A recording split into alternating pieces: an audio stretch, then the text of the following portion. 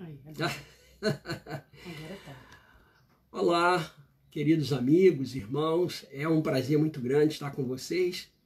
Eu digo um prazer a despeito de nós estarmos vivendo uma época difícil, mas devemos nos alegrar porque tudo que está acontecendo no mundo agora é um indício muito forte de que o Senhor Jesus Cristo, nosso Salvador, está voltando.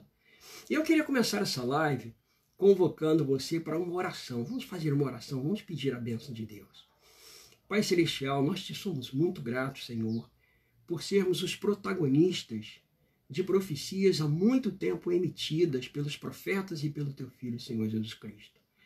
Nós solicitamos, ó Deus, que Tu estejas aqui conosco para nos abençoar, para nos ajudar a entendermos bem a palavra profética, Senhor. Nós te rogamos essas bênçãos no nome sagrado de Teu Filho Jesus Cristo. Amém.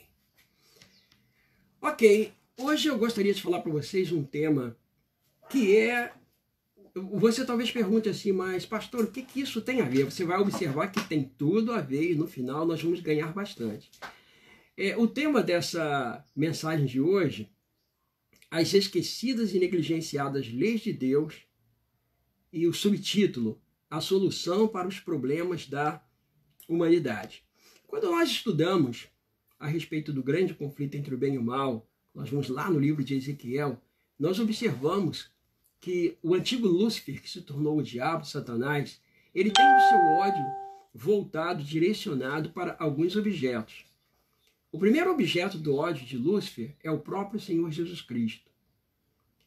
E depois, a sua santa lei. Ele odeia a lei de Deus. E o terceiro objeto do ódio do antigo Lúcifer é o povo de Deus. Ele detesta o povo de Deus porque segue a Jesus Cristo. Isso é óbvio. E nós vamos observar que todos os conflitos que acontecem no mundo acontecem por causa, tem como fundamento esse ódio de Lúcifer contra Deus, contra o povo de Deus e contra a lei de Deus. E hoje eu queria concentrar o assunto de hoje falando um pouquinho a respeito das leis de Deus. As leis de Deus, e são várias, eu vou mencionar aqui para vocês, elas foram promulgadas com a intenção de proteger os seres humanos. Essa proteção ela se estende para a área moral e também para a física, ou seja, Deus ele intencionava com as suas leis que nós fôssemos guardados, fôssemos protegidos, fôssemos acolhidos, enfim.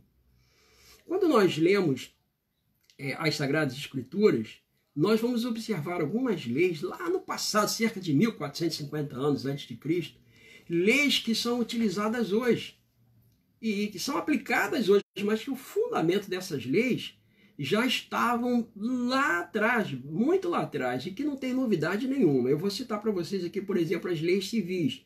Quando você pega lá o Antigo Testamento, você olha o Pentateuco, você vai observar que existem vários exemplos de aplicação das leis civis, sempre na intenção de proteger um indivíduo em relação ao outro, para que houvesse justiça, para que houvesse regulamentação de direitos e tudo mais.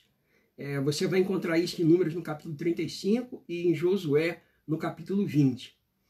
Com relação às leis morais, e existem muitos aspectos das leis morais nas Sagradas Escrituras, e nós vamos encontrar diversos exemplos ao longo das Escrituras, mas elas foram consubstanciadas nos 10 mandamentos.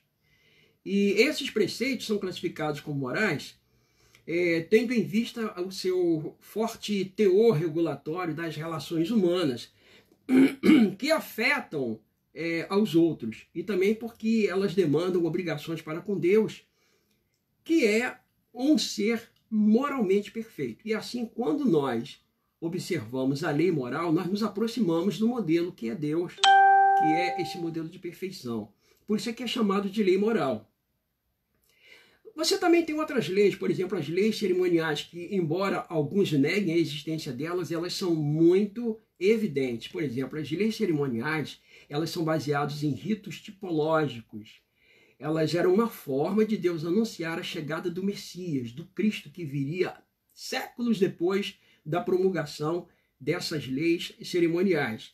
Essas leis cerimoniais, elas tinham como objetivo mostrar algumas facetas, alguns aspectos que se realizariam na vida do Messias.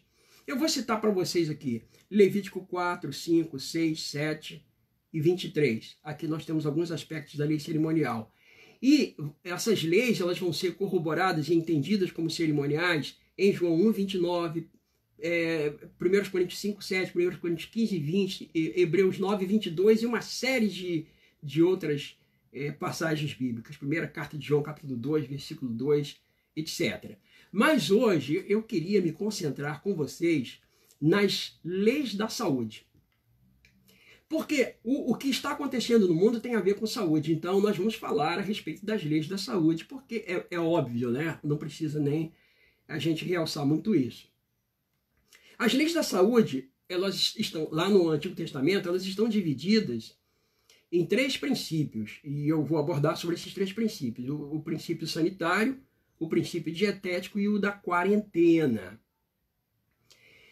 Em Deuteronômio 23, são apresentadas algumas recomendações com relação à questão sanitária, recomendações de cunho sanitário. Vou pegar um aqui bem simples, que é um princípio bem simples, bem tranquilo para a gente poder entender. O texto nos informa que quando o exército de Israel saísse à batalha, que cada soldado, além da espada, além da sua arma, ele deveria levar também uma pá. E ele deveria, quando ele tivesse vontade de defecar, ele deveria se afastar do campo, ir para um lugar reservado, fazer um buraco no chão. Ali, então, ele colocaria os seus excrementos e ele cobriria, então, essas fezes com terra. Isso era uma medida sanitária. Isso era uma medida de limpeza do acampamento para que os habitantes não fossem afetados por doenças que provêm exatamente da proliferação quando as fezes ficam aí à luz do dia, né? Ficam a céu aberto. Bem, agora o princípio dietético é o segundo princípio. A gente teria muito para falar sobre a questão sanitária, mas eu acho que esse ponto aqui basta. O princípio dietético, para o que nós estamos vivendo hoje, ele é um dos mais importantes e eu gostaria de tomar como exemplo aqui 2 textos das Sagradas Escrituras, Levítico 11 e Deuteronômio 14. Ali você tem as leis da saúde com relação ao que se deve e ao que não se deve comer. São leis dietéticas. Nós, adventistas do 7º dia, e também o povo judeu, nós conhecemos bem essas leis, mas elas não são muito bem conhecidas pelo mundo cristão, inclusive. E é importante que a gente realce a validade desses preceitos para hoje. Mais um pouquinho a gente vai falar mais um pouco a respeito disso. Em Levítico 11, vamos tomar aqui Levítico 11, há uma classificação dos animais que Deus permitiu que nós comêssemos, porque eles não fariam mal à saúde, e os animais que Deus proibiu que nós comêssemos, porque eles vão fazer mal à saúde. E nós temos então classificação: quadrúpedes, aves, e peixes, e insetos, e anfíbios, enfim, né? Répteis, enfim. Aqui eu queria chamar a atenção de vocês para, se você puder acompanhar, eu vou ler aqui Levítico capítulo 11, versículo 3. Ok? Os quadrúpedes permitidos para o consumo humano. Todo que tem unhas fendidas e o casco divide em 2 e rumina entre os animais e as comereis. Ou seja, Deus permitiu que se comessem os animais, os quadrúpedes, que têm unha fendida e que ruminam. Em seguida, no versículo 4, ele vai dizer quais os que não podem se comer, que são impróprios para a alimentação humana. Ele diz: dos que ruminam ou dos que têm unhas fendidas, o camelo que rumina, mas não tem unhas fendidas, este vos será imundo. Verso 4. Okay? Então estamos lá, Levítico capítulo 11, versículo 4. Daí ele vai oferecer uma lista de animais que não se devem comer. Aí ele apresenta aqui o arganaz, porque rumina, mas não tem as unhas fendidas. Este vos será imundo. A lebre, porque rumina, mas não tem as unhas fendidas. Esta vos será imunda. Também o porco, porque tem as unhas fendidas e o casco divide em 2, mas não rumina. Este vos será imundo. Da sua carne não comereis, nem tocareis no seu cadáver. Olha que importante, porque aqui nós vamos notar que em relação à carne de porco há alguma injunção a mais. O que nós observamos aqui? Se o animal tiver uma característica, mas não tiver a outra característica, ele não deve ser comido. Ele tem que ter as duas juntas, tá? É o que está sendo dito aqui no texto. Com relação à carne de porco, aqui em Isaías, no capítulo 66, verso 17, há uma séria advertência e que nós deveríamos nos preocupar com isso. E o texto diz, eu vou pegar um pedacinho final aqui do texto, os que comem da carne de porco e da abominação e do rato, estes todos serão consumidos, diz o Senhor. Ou seja, quem come carne de rato e quem come carne de porco será consumido, diz o Senhor. Por quê? Isso é algo muito importante para Deus. E é importante por quê? Deus está dizendo, olha, não coma isso aí, é terrível. E por quê? Eu muitas vezes parei para pensar, por que Deus disse que essas pessoas serão consumidas, ou seja, não vão entrar no seu reino aqueles que comem esse tipo de coisa, esse tipo de animal? Uma das razões é a proliferação de doenças, é um ser humano passar doenças para o outro ser humano. Essa é uma das razões apenas. Existem outras, uma delas, por exemplo, nós devemos aprender a obedecer a Deus. Mesmo que muitas vezes alguma coisa pareça não ter lógica, apesar de que Deus ele não pede coisas que não tenham lógica para a gente. A não ser que aparentemente não tenha lógica, mas que depois essa lógica vai aparecer de alguma forma. Bom, com relação aos animais aquáticos, há uma caracterização. Assim como os animais são caracterizados, aqueles que ruminam e têm unhas fendidas, com relação aos animais aquáticos, há também uma caracterização.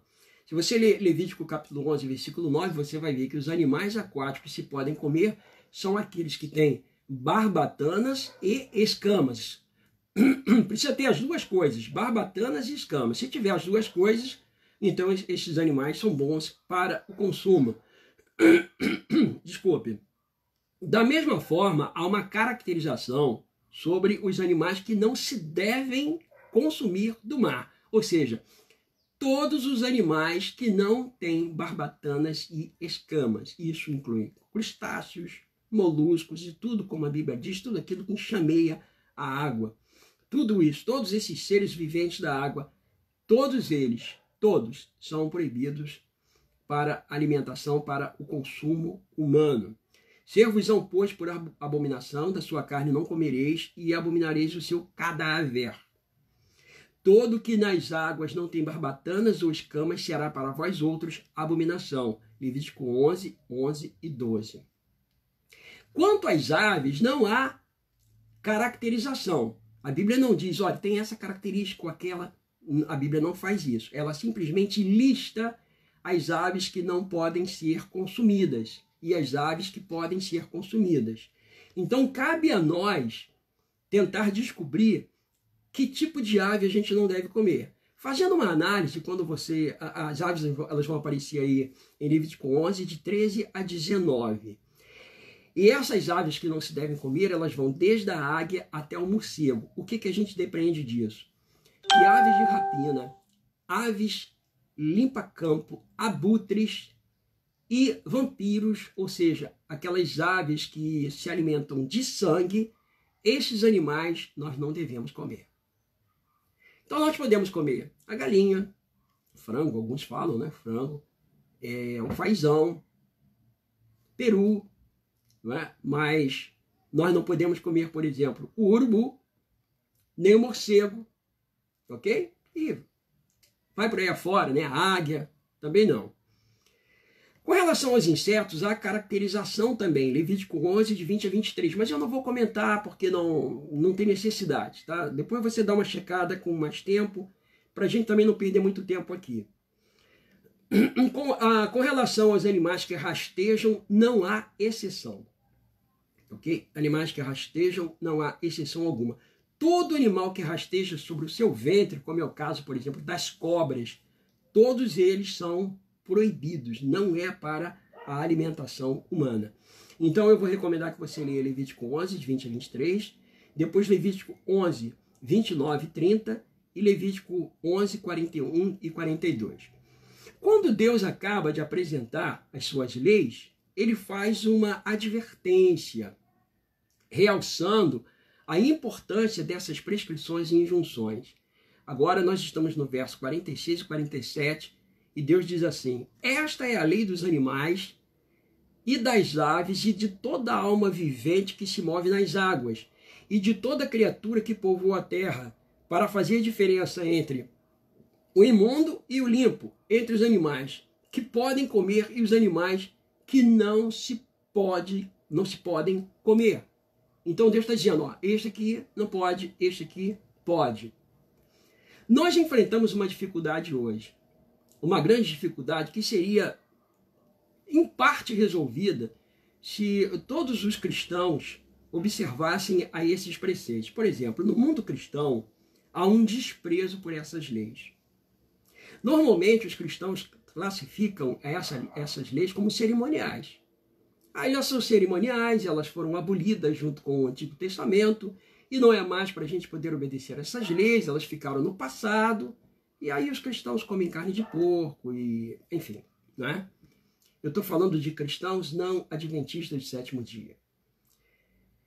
Mas eu sei que, mesmo no mundo cristão, no mundo evangélico, há muitas pessoas que não fazem, que não comem esses animais. Existem muitas pessoas que são muito sensíveis, que não querem violar aquilo que Deus escreveu. Mas os teólogos normalmente vão dizer, não, pode fazer, não tem problema nenhum. E eu queria apresentar para vocês aqui 4 razões pelas quais essas leis não são cerimoniais. Como eu falei para vocês um pouquinho antes sobre as leis cerimoniais. Elas tinham um fundamento tipológico, elas tinham um fundamento litúrgico, enfim. Essas leis não são cerimoniais porque, em primeiro lugar, não há prescrição de ofertas. Não aparece aqui. Segundo, não há contaminação cerimonial em tocar os animais vivos. Não é, de forma alguma, uma contaminação cerimonial. É uma contaminação patológica. Notem que tanto com relação ao porco, no versículo 7, como com relação aos frutos do mar, fala-se em tocar nesses animais mortos, não vivos. Então aqui está se tratando de uma contaminação patológica. Está falando aqui a respeito de patologia. Não está falando de forma alguma de contaminação ritual, de contaminação cerimonial. Isso não existe. Terceiro, a linguagem, tanto de Levítico quanto de Deuteronômio 14, está ligada diretamente à alimentação e não a qualquer rito sacrificial ou sacrificial. Veja lá Deuteronômio 14, de 3 a 21. Tá ok? Depois você dá uma olhada lá que você vai ver que não aparece mesmo. Quarta razão. O caráter dessa distinção é observado nos dias de Noé. Se você for lá em Gênesis, no capítulo 7, versículo 2, você vai notar que quando Deus mandou que Noé abrisse a arca e trouxesse os animais, ele disse assim, olha, você vai trazer 7 pares de animais limpos e só 2 de animais imundos. Então a distinção já existe lá desde o início do mundo. Ou seja, a distinção é para a humanidade, não é para o povo judeu, que tinha uma lei cerimonial que ficou abolida. Então, é um equívoco, primeiro, daqueles que não entendem as Sagradas Escrituras, e segundo, daqueles que querem escusas para poder comer coisas que não devem. Ok? Bom, vamos passar agora para um outro princípio, que é o princípio da quarentena, que também está lá no Antigo Testamento, lá há 1450 anos antes de Cristo. Está em Levítico, no capítulo 13 e no capítulo 14. Aqui, diretrizes para poder isolar uma pessoa com doença transmissível. Naquela época eles chamavam toda doença que aparecia na pele e tudo mais, era chamado de lepra, mas na realidade todo tipo de doença que fosse transmissível, a pessoa tinha que ser isolada. Em primeiro lugar, quando você vai ver aqui os versos 4 e 5, também o verso 26, havia uma não vou conseguir falar não. Havia um período para poder examinar aquela pessoa suspeita. Então, peridiosidade, era essa palavra que eu queria. Então, veja, uma pessoa estava com suspeita de lepra. Então, o sacerdote saía do acampamento, não via a pessoa dentro do acampamento, a pessoa ia para fora do acampamento. Talvez até já estivesse lá. O sacerdote ia fora do acampamento, examinava a pessoa, e ele não tinha muita certeza se a pessoa estava com lepra ou não. Então o que ele fazia? Ele confinava aquela pessoa por 7 dias. Ok? 7 dias depois, ele voltava a examinar essa pessoa. Se ele olhasse, a pessoa está ok. Aí, você lia lá depois o texto, vai aparecer as características. Né? A pessoa está limpa, não tem problema nenhum, então ela pode retornar. Se a pessoa tivesse com problema, então ela era definitivamente afastada para que ela ficasse então em quarentena. Ela ficava confinada. Ok? No caso do sacerdote observar a pessoa e notar que a pessoa já estava infectada, então ela nem ia para aquela pequena reclusão. Ela ia direto para o confinamento, onde ela ficaria ali até a cura, ou então ela ficaria isolada até morrer daquela doença. Isso para quê? Para que o arraial fosse protegido, tá ok? Eu vou pedir para vocês lerem Levítico 13, versículo 11, Levítico 14, de 1 a 3. A gente vai observar que quando a pessoa era considerada limpa, ela passava por um processo. Ela não voltava assim imediatamente, né? Ela tinha, por exemplo, que tomar banhos. Eu lembro que naquela época eles viviam no deserto e a água era escassa. Mas haviam determinadas medidas bem profiláticas que eu quero apresentar para vocês aqui. Olha, primeiramente, como eu já disse, o exame era feito fora do arraial. E essas medidas profiláticas elas incluíam lavar as roupas, raspar os pelos e banhar-se. Olha que coisa interessante, né? Depois disso, a pessoa ainda ficava na tenda por 7 dias, depois que ela tomava essas medidas, para que o sacerdote pudesse voltar e verificá-la de novo, tá certo? Ela ia ser, então, submetida a mais uma rodada de cuidados profiláticos. Aí agora ela teria que raspar o pelo do corpo todo, o pelo da cabeça, a barba, a sobrancelha, a lavagem do corpo e das roupas. Tá certo? Então aqui você tem o princípio da quarentena, que foi reconhecido e através, claro, e aplicado através das descobertas de Louis Pasteur, 1822, 1895. Agora, eu vou apresentar para vocês um paradigma do que está acontecendo hoje aqui, ok? No nosso mundo atual. Eu vou buscar esse paradigma lá no século XIV, meados do século XIV até o iníciozinho ali do século XV, mas no meado do século XIV, tá ok? Que é a peste bubônica ou a peste negra. Essa peste vai servir de paradigma para o que está acontecendo hoje no mundo, certo? Em 1348, a peste negra, ela possivelmente, os estudos indicam que ela foi originária da Mongólia, ali das estepes da Mongólia. E de lá, então, ela adentrou a Europa através do intercâmbio, que a partir do século XII começou a haver novamente o intercâmbio entre o Oriente e o Ocidente. Então, eles começaram a manter relações comerciais. Então, através dessas relações, alguém infectado na Mongólia levou a peste negra para a Europa. E essa peste negra, ela era terrível. Eu vou descrever aqui para vocês. Olha, o sistema linfático era agredido quando, em sua variação bubônica, a bactéria entrava na corrente sanguínea e atacava o sistema linfático. A pessoa sentia inchaços que iam desde as axilas até a virilha. E depois, esse inchaço, esses bubões, eles passavam para o corpo todo. E a pessoa sentia muita dor e era uma morte terrível. E normalmente quando acontecia esse tipo de coisa, quando a pessoa era afetada, quando atingia o coração, lá era pouco tempo. Segundo Jacques Le Goff, a pessoa morria em poucas horas. O máximo que a pessoa podia sobreviver era mais ou menos aí 7 dias. Era uma coisa realmente terrível. Ela foi uma peste que dizimou 1/3 da população da Europa. 1/3. Muita gente morreu. Agora, por quê? Qual a razão? Por que tanta gente morreu na Europa? Porque naquela época não havia saneamento básico, as pessoas não tomavam banho, as pessoas viviam envolvidas na sujeira, o lixo era jogado na frente de casa, eram lixões assim a céu aberto o tempo todo. Os ratos caminhavam por ali, e tanto os ratos quanto as pulgas eram os transmissores dessa doença, além de ser transmitida também pelo ar. Então muita gente morreu por causa disso, porque não havia medida de higiene. Então o ambiente urbano era muito sujo. E eles passavam ali o que a gente chama hoje de síndrome da densidade demográfica. Eram cidades muito populosas, com muito lixo, e aí então a doença foi realmente proliferando de uma maneira assim terrível. Quando o número de óbitos atingiu um patamar muito elevado, e aí, partindo da ideia de religiosos que conheciam o Antigo Testamento, eles disseram, olha, vamos aplicar alguns princípios da quarentena. O que eles fizeram? Eles começaram a pegar aqueles doentes e isolar em lugares separados. Foram isolando os doentes em lugares separados. Proibiram a entrada de pessoas na cidade. E no perímetro urbano, ninguém foi permitido entrar. Eles isolaram completamente o perímetro urbano. E foi assim, então, que eles conseguiram debelar a peste negra.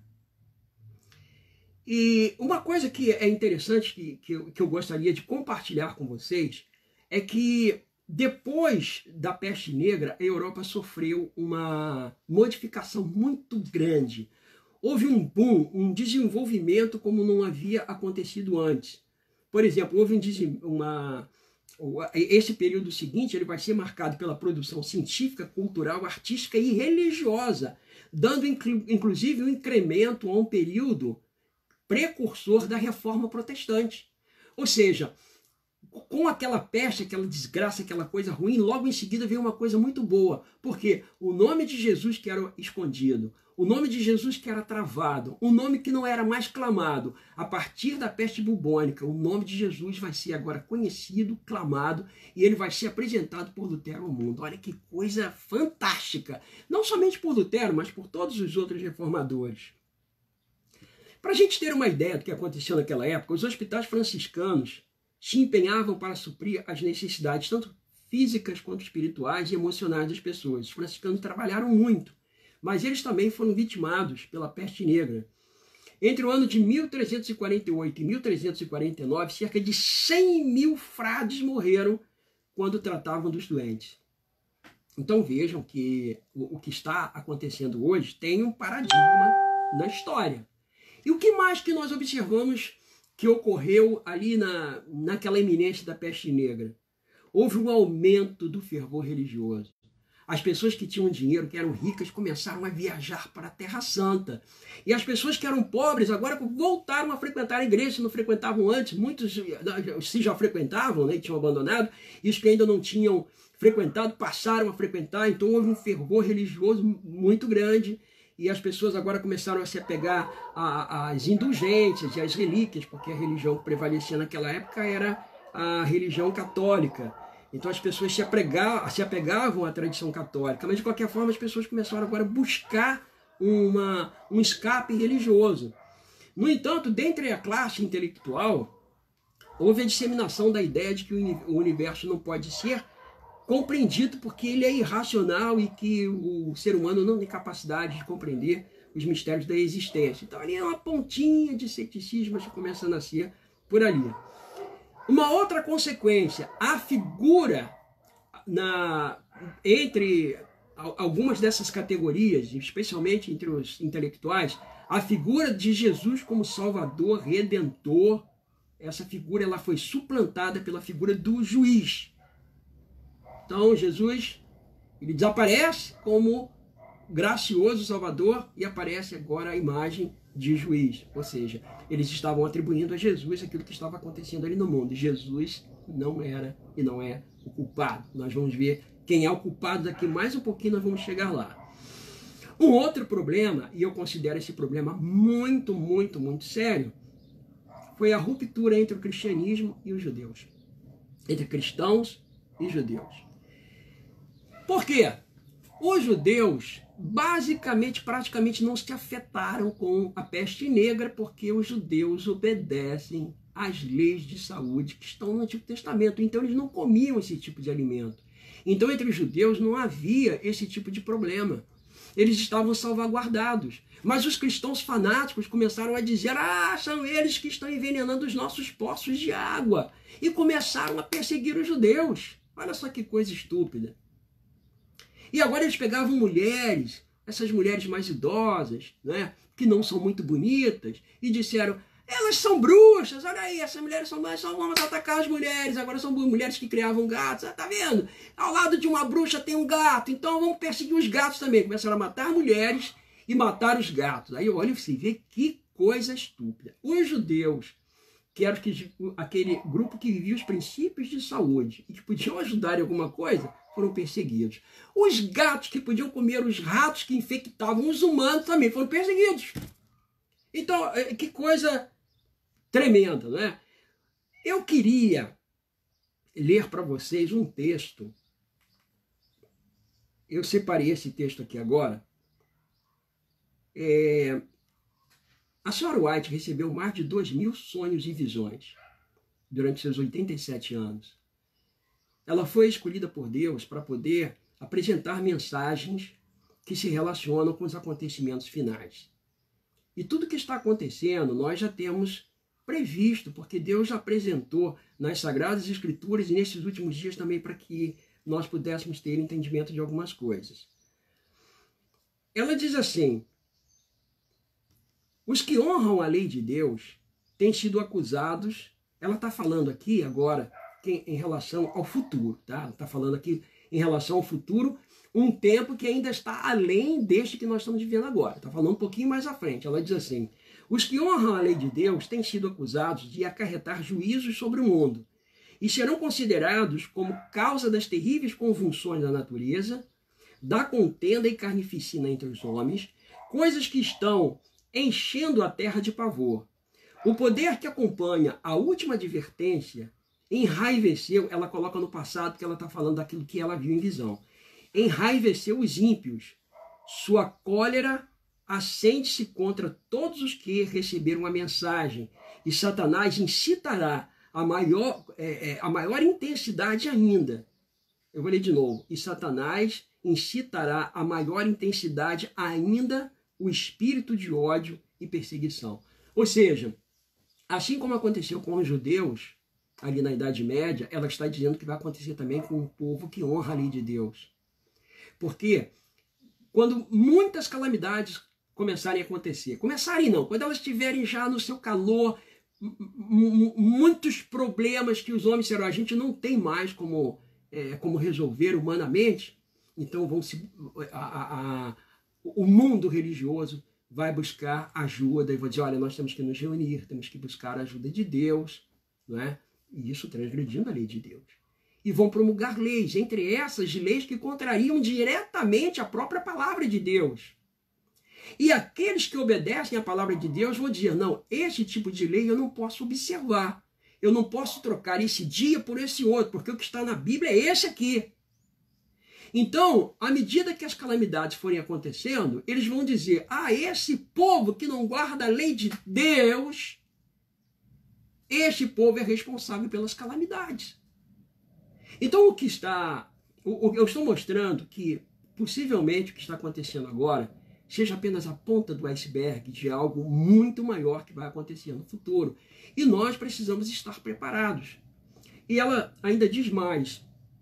Ela diz assim, preparar-se enquanto há uma oportunidade, ao subverter a agressão religiosa, as liberdades de nossa nação, ela está falando aqui dos Estados Unidos, os que ficaram ao lado da liberdade de consciência serão postos numa posição desfavorável. No seu próprio interesse, devem eles, enquanto têm oportunidade, tornar-se entendidos sobre enfermidades, suas causas, prevenção e cura. E os que assim procederem encontrarão um campo de batalha em qualquer parte. Haverá sofredores, quantidades deles, que necessitarão ajuda. Não apenas entre os da sua própria fé, mas em grande proporção entre os que não conhecem a verdade. Isso foi escrito em novembro e dezembro de 1892. Ela está escrevendo para o nosso tempo, veja, e ainda além. Isso é uma coisa fantástica, uma coisa fantástica. O que a gente observa aqui? Que essas medidas irracionais, como aconteceu no período lá da peste negra, de perseguir gatos, de perseguir mulheres, de perseguir os judeus, essas medidas irracionais não contribuíram nada para resolver o problema, pelo contrário, elas mostraram como as pessoas podem reagir em situações de desespero global. Entenderam? Isso é uma coisa que nós temos que ficar atentos. Eu quero falar um pouquinho agora sobre o coronavírus. A origem do coronavírus. Que esse é o nosso foco aqui, é esse. Bom, nós já sabemos, a gente tem ouvido muito a respeito de coronavírus, que a doença começa ali em Wuhan, que fica uma cidade que fica no centro da China, e ali em Wuhan tem um mercado, que é um mercado que vende determinados tipos de iguarias, que são muito apreciadas pelos chineses. E aqui esse material da onde eu estou lendo é um artigo que eu escrevi, que eu pretendo publicar. E aqui nós temos as fontes de todo o material de onde eu estou tirando tudo isso. Ok? E eu vou fazer uma citação aqui de uma revista científica, diz assim: os resultados do estudo confirmaram plenamente a teoria original de que a principal fonte do vírus deve ser procurada entre produtos vendidos no mercado atacadista em Wuhan, que se tornou o epicentro da doença. Então, conforme a análise dos cientistas, o transmissor do coronavírus são os morcegos. A fonte original, morcegos, vendidos lá. Bom, e os camelos e as civetas do Himalaia são os intermediários entre os morcegos e o ser humano. Ok? Então, isso aqui são as pesquisas indicando isso. Civetas, esse animal aqui, civetas, talvez vocês não estejam... Ele também é chamado de gato de Algália. Civetas ou gato de Algália. Civeta é aquele animalzinho que tem lá no Oriente. Ele engole a semente o fruto do café, e depois ele defeca a semente, e desse café é produzido o café mais caro do mundo. Bem, eu tenho aqui uma série de publicações falando a respeito do número de mortos. Eu não vou passar para vocês o número de atingidos, de suspeitos, de mortos, porque de ontem para hoje isso já ficou defasado. E o número que eu tenho aqui já é bastante assustador. Eu vou deixar os números para lá. Ok? Uma importante entidade do mundo científico, o Journal of Medical Virology, afirmou que outro hospedeiro intermediário poderiam ser as cobras. Então você tem morcego, você tem camelo, foi? As civetas do Himalaia, e você tem cobras, ok? Você tem 4 tipos de animais aqui, e se você raciocina um pouco, eu sei que você raciocina um pouquinho, você já sabe onde é que eu quero chegar, ok? Então, estudos sugerem o papel do morcego e cobras na origem do coronavírus. Isso aqui é uma outra fonte científica. Estudos sugerem o papel de morcegos e cobras na origem do coronavírus. São esses animais que são encontrados ali em Wuhan, ali no mercado, para consumo daqueles que apreciam essas iguarias. Eu tenho aqui uma outra citação. Estudo recente publicado no Journal of Medical Virology observou que alguns pacientes infectados pelo vírus foram expostos a animais selvagens em um mercado atacadista onde frutos do mar, aves, cobras, morcegos e animais de fazenda são vendidos. Você tem uma série de estudos. Eu poderia ter colocado muita coisa aqui, muita coisa, ok? Bom, vamos fazer agora uma comparação. Lá, por ocasião da peste negra, os transmissores foram os ratos e as pulgas. E agora, no coronavírus, os transmissores, vamos lá, morcego, cabras, camelos, civetas, que estão diretamente implicados, tá certo? Nasce lá com o morcego, mas se expande através desses outros animais. O que a gente observa? O que você observou? Você já deve ter parado um pouquinho para analisar e você já deve ter imaginado o que nós vamos dizer aqui. Tá ok?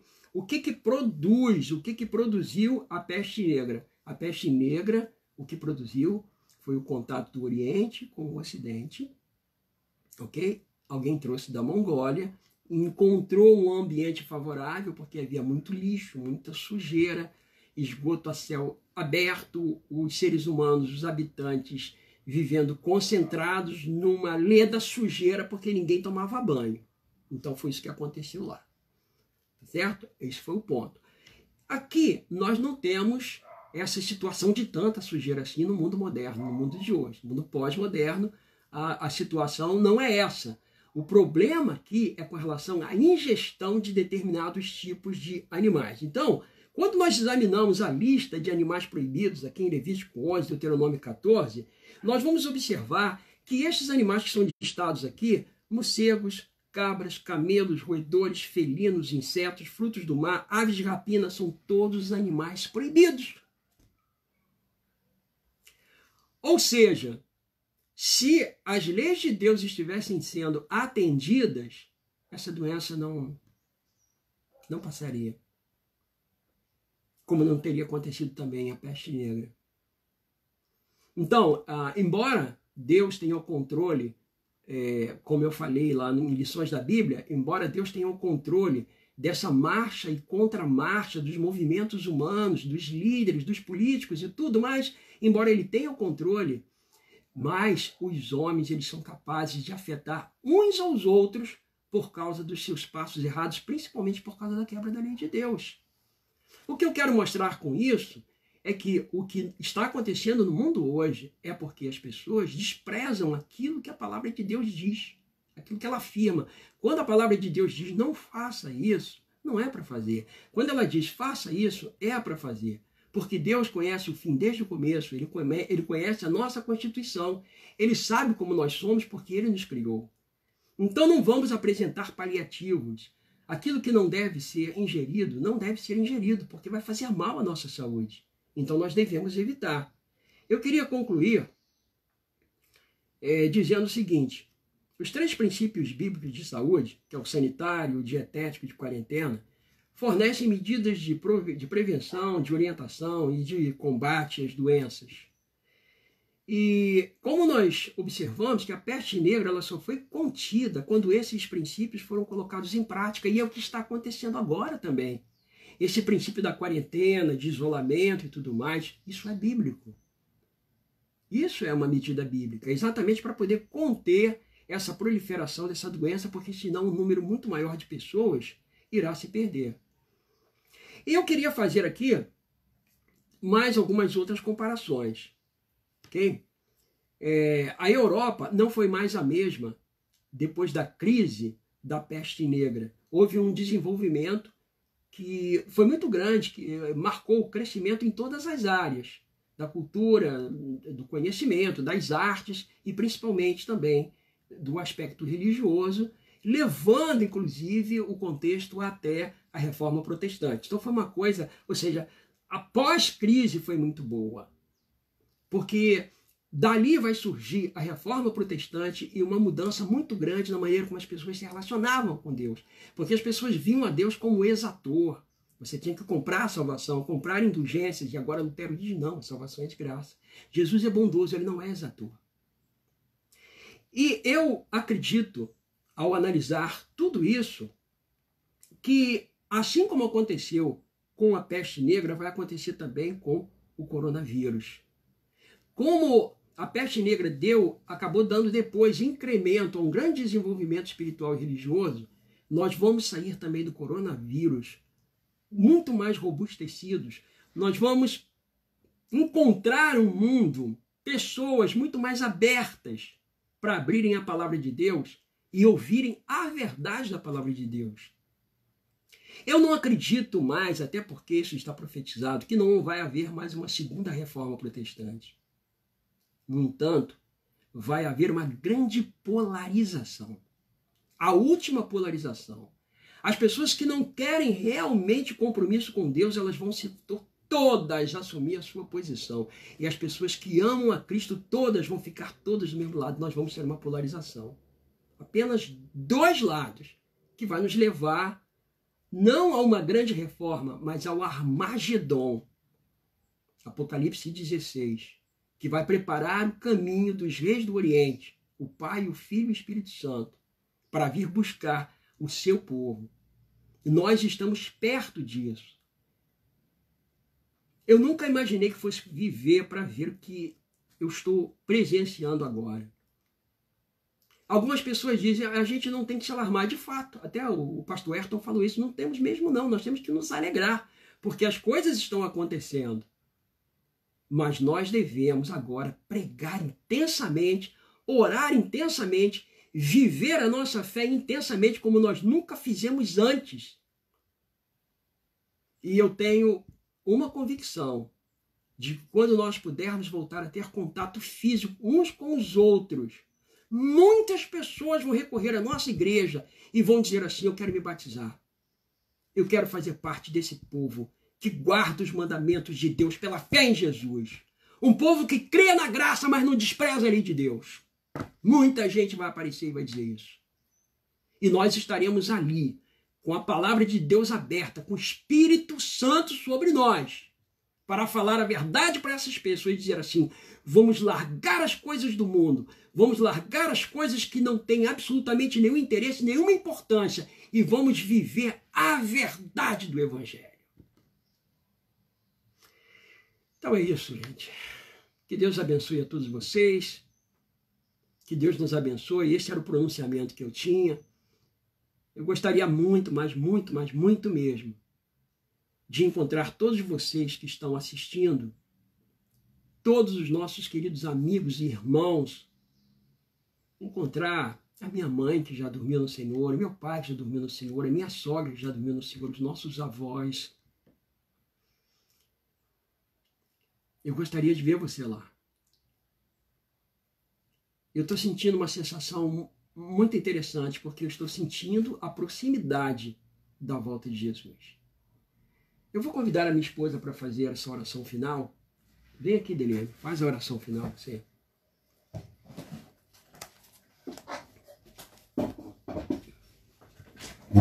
Chega para cá, vem. Isso. Depois, gente, se a gente se atrapalhar para desligar, porque é a primeira vez que nós estamos usando aqui pelo Facebook, e a gente nem sabe como é que funciona muito bem, mas eu acho que eu já vi aqui um botãozinho ali de concluir, tá bom? Vamos fechar os nossos olhos e vamos fazer uma oração e pedir a bênção de Deus.